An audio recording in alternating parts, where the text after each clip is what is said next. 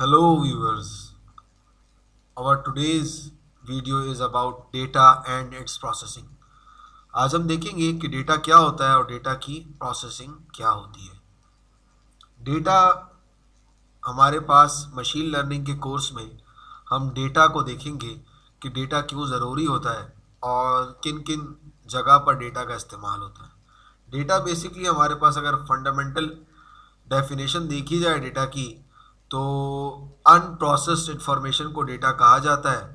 और डेटा किसी भी तरह से हो सकता है, कोई फैक्ट हो सकता है, कोई कहीं भी किसी की कोटेशन हो सकती है, वैल्यू हो सकती है, टेक्स्ट हो सकता है, साउंड हो सकता है, या पिक्चर हो सकती है, या वीडियो हो सकती है। शर्त यह है कि वो एनालाइज ना की हो, प्रोसेस्ड ना हुई हो।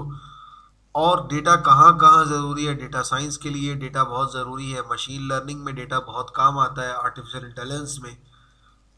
अब डेटा, कोई भी मॉडल ट्रेन करने के लिए हमें ज़रूरी है कि हमें डेटा चाहिए। बिना डेटा के हम मॉडल ट्रेन नहीं कर सकते या किसी भी चीज़ को ऑटोमेशन पे नहीं ला सकते जब तक हमारे पास डेटा रिक्वायर्ड नहीं होगा, यानी कि रिक्वायर्ड डेटा हमारे पास मौजूद नहीं होगा, तब तक हम कोई भी मॉडल ट्रेन नहीं कर सकते मशीन लर्निंग के थ्रू। अब डेटा साइंस में डेटा ज़रूरी इसलिए होता है कि हम डेटा में से इंसाइट्स निकालते हैं, इसलिए डेटा होगा तो डेटा साइंस एग्जिस्ट करेगी, जाहिर सी बात है। और जितना ज़्यादा डेटा होगा और जितना वेल मैनर्ड डेटा होगा और करेक्ट डेटा होगा, एक्यूरेट डेटा होगा, हमारी मॉडल की एफिशिएंसी उतनी ज़्यादा होगी। इसका डेटा डेटा पे डिपेंडेंट होना, मशीन लर्निंग का डेटा पे डिपेंडेंट होना जाहिर होता है कि मशीन लर्निंग डेटा के ऊपर कितनी डिपेंडेंट है। अब हमारे पास बात आ जाती है, एक एग्जांपल है कि फेसबुक ने व्हाट्सएप को इतनी महंगी यानी कि ह्यूज प्राइस में, यानी कि 19 बिलियन डॉलर में क्यों ख़रीदा। यहाँ पर सबसे बड़ा सवालिया निशान ये है कि उसको, क्या वो ऐसी व्हाट्सएप जैसी एप्लीकेशन नहीं बना सकता था? बिल्कुल बना सकता था, पर जो उसके यूज़र्स और जो उसके पास डेटा था ना, वो फेसबुक को रिक्वायर्ड था। इसकी वजह से उसने इतनी बड़ी अमाउंट दी, व्हाट्सएप को ख़रीदा इतनी बड़ी अमाउंट में। इससे हमें डेटा की इम्पोर्टेंस पता लगती है कि डेटा कितना इम्पोर्टेंट है आज के दौर में। और डेटा आने वाले वक्तों में, बल्कि आज के वक्त में, डेटा जिसके पास जितना ज़्यादा डेटा है वो उतनी ज़्यादा उसके मॉडल्स, उसकी चीज़ें उतनी ज़्यादा एफिशिएंट हैं, वेल मैनर्ड हैं, मैनेज्ड हैं ड्यू टू डेटा। अब डेटा की बात करने के बाद हम बात कर लेते हैं, डेटा जब प्रोसेस हो जाता है और कुछ मीनिंगफुल बन जाता है यूज़र के लिए, तो वो इंफॉर्मेशन बन जाती है।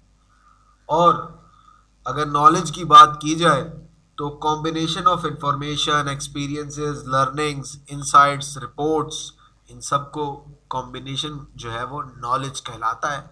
कि जब हमारे पास इंफॉर्मेशन के अंदर भी जब हम रिसर्च करते हैं, उसको स्पेसिफाई करते हैं, तो कोई ना कोई नॉलेज हमारे पास आ जाती है। अब जैसा कि हम मशीन लर्निंग का कोर्स कर रहे हैं, तो मशीन लर्निंग में डेटा को 3 टर्म्स में डिवाइड किया जाता है। जिस तरह से हमारे पास ट्रेनिंग डेटा, वैलिडेशन डेटा और टेस्टिंग डेटा होता है।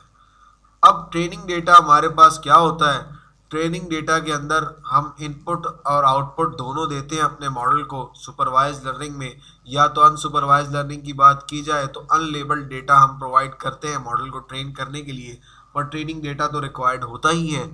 अब उसको लेबल्ड डेटा जो है वो उसको प्रोवाइड किया जाता है, वो ट्रेनिंग डेटा कहलाता है हमारे पास।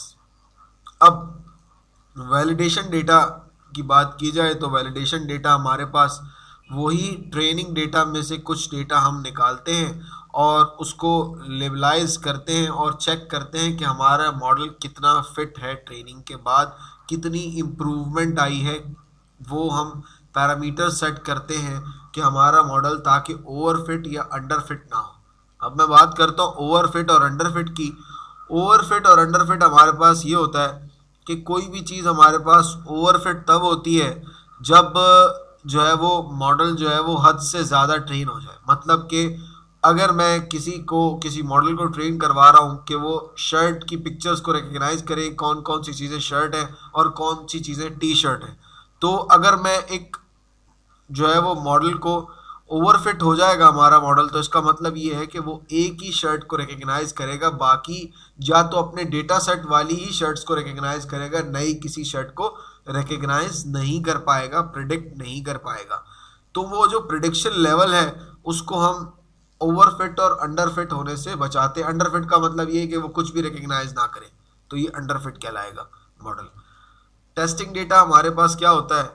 टेस्टिंग डेटा हमारे पास ये होता है कि जब हम मॉडल को ट्रेन करवा लेते हैं तो कुछ डेटा जो हमने उसी डेटा में से, यानी कि ट्रेनिंग डेटा का एक टुकड़ा अलग किया होता है, पोर्शन अलग किया होता है, उसको हम देते देते हैं और देखते हैं, टेस्ट करते हैं आउटपुट देने से पहले, प्रिडिक्शन करते हैं उसकी कि हमारा मॉडल कितना जो है वो आउटपुट क्या जनरेट कर रहा है, यानी कि मॉडल डिप्लॉय करने से पहले। अब हमारे पास आ जाती है डेटा प्रोसेसिंग। डेटा प्रोसेसिंग एक किसी भी इंफॉर्मेशन को कन्वर्ट करके यूज़फुल इंफॉर्मेशन और मीनिंगफुल बनाना किसी भी डेटा को, ये डेटा प्रोसेसिंग कहलाता है। मशीन लर्निंग के बहुत सारे एल्गोरिथम्स हैं जिसमें डेटा प्रोसेसिंग होती है, मैथमेटिकल मॉडलिंग होती है, स्टैटिकल नॉलेज के ज़रिए से हम डेटा को प्रोसेस करवा सकते हैं और अपने डिज़ायर्ड यानी कि व्यू के थ्रू हम उसको देख भी सकते हैं। अगर हम वीडियो की फॉर्म में अपने डेटा को देखना चाहते हैं, चार्ट्स में, टेबल में, इमेजेस में, ग्राफ्स में, हम अपने डेटा को देख सकते हैं और ये भी मशीन लर्निंग के थ्रू पॉसिबल है। अब कुछ स्टेप होते हैं हमारे पास डेटा प्रोसेसिंग के। सबसे पहला स्टेप हमारे पास है कलेक्शन। अब कलेक्शन क्या होती है? गुड क्वालिटी ऑफ डेटा को कलेक्ट करना और जिसके अंदर एक्यूरेसी ज़्यादा हो, उस डेटा को, ऑथेंटिकेटेड डेटा को कलेक्ट करना हमारे पास कलेक्शन कहलाती है। जैसे कि केगल से या यूसीआई का डेटा उठाया जाए, जो डेटा जो है वो करेक्ट और एक्यूरेसी में ज़्यादा है। अब हमारे पास दूसरी चीज़ आती है प्रिपरेशन। अब डेटा तो हमने कलेक्ट कर लिया है, डेटा की प्रोसेसिंग और डेटा रॉ फॉर्म में हमारे पास है, हमने कहीं से भी उठाया है, तो उसको एक मैनर्ड फॉर्म में लाना, उसको एक्सप्लोर करना, डेटा को, डेटा की प्रोसेसिंग करना, फिल्टरिंग करना, ट्रांसफॉर्मिंग करना, ये सब हमारे पास मॉडल को देने से पहले ये प्रिपरेशन कहलाती है। अब डेटा हमारा प्रिपेयर हो चुका है, पर हमारी तरफ से तो प्रिपेयर्ड है इनपुट के अंदर, अब पर मशीन रीडेबल है या नहीं है, ये भी एक सोचने वाली बात है कि हमारा डेटा जो है वो मशीन रीडेबल है भी या नहीं। तो हम क्या करेंगे, कुछ मशीन लर्निंग के एल्गोरिथम्स अप्लाई करेंगे। इसमें हाई कंप्यूटेशन और एक्यूरेसी की ज़रूरत होगी कि हम अपने एल्गोरिथम्स के ज़रिए से अपने डेटा को मशीन रीडेबल बनाएं, कन्वर्ट करें नॉन रीडेबल डेटा को मशीन रीडेबल डेटा में। अब हम बात करते हैं प्रोसेसिंग की। प्रोसेसिंग एक ऐसी स्टेज है जिसमें हम एल्गोरिथम्स और मशीन लर्निंग टेक्निक्स लगाकर मशीन से एक्शन परफॉर्म करवाने की कोशिश करते हैं, ये प्रोसेस कहलाता है। अब आउटपुट क्या होगा हमारे पास? आउटपुट हमारे पास जो मशीन लर्निंग एल्गोरिथम्स लगाए हैं हमने, उसकी हमें जो रिक्वायर्ड, हमारे पास जो हमें चाहिए था, वो जो हमारी रिक्वायरमेंट थी, आया वो मशीन पूरी कर रही है या नहीं पूरी कर रही है, हमारा डेटा किस तरह से, हमारे डेटा को उसने देखकर क्या आउटपुट प्रोवाइड किया है, आया वो रिपोर्ट की फॉर्म में, ग्राफ की फॉर्म में या किसी पिक्चर की फॉर्म में, हम उसे आउटपुट कंसीडर करेंगे। अब हमारे पास आ जाती है स्टोरेज। स्टोरेज क्या होती है? मशीन लर्निंग की डेटा प्रोसेसिंग की टर्म में स्टोरेज हम उसको कहेंगे जब हमारे पास मॉडल जो है वो फाइनल स्टेज होती है, एक तरह से आउटपुट हमारे पास प्रोवाइड कर दिया हमारे मशीन लर्निंग मॉडल ने, और हमारे पास डेटा भी पड़ा हुआ है, यूजफुल इंफॉर्मेशन, उसको हम सेव कर लेते हैं कि हमें फ्यूचर में हमारी एक्यूरेसी इंक्रीज करने में काम आएगा। ये थी हमारे पास डेटा और data processing. Thank you so much for watching this video.